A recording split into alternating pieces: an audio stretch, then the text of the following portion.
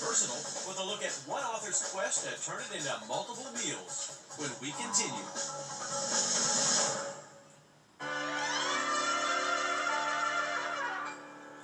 Welcome back to Unwrapped. I'm Mark Summers, hitting the books for a look at campus snacks. Now, ramen fits the bill. It's cheap, it's filling, and it's really easy to make.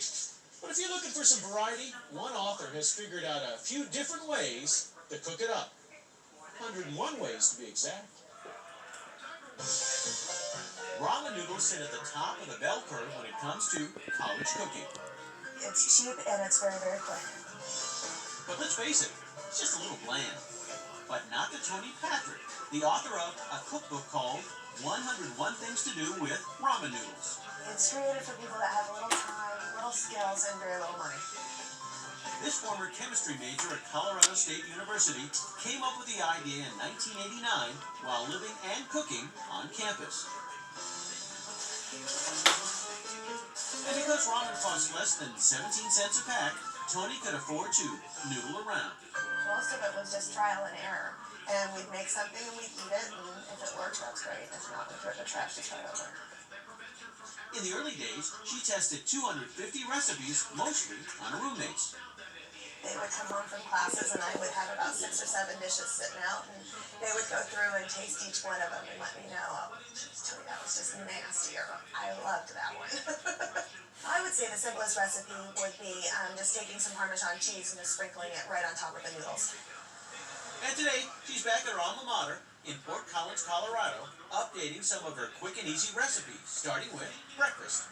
We've got a peach treat that we use with heavy cream. Just put some peaches in there with the cooked noodles and kind of just crumble some frosted flakes on top.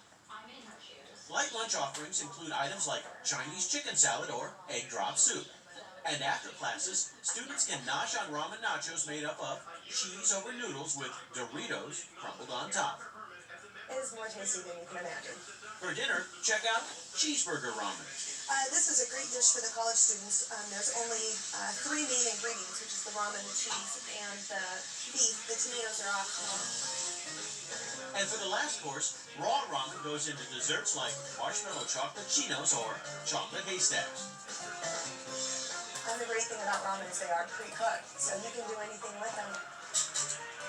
Including kicking back with a beer. Recipe, that is.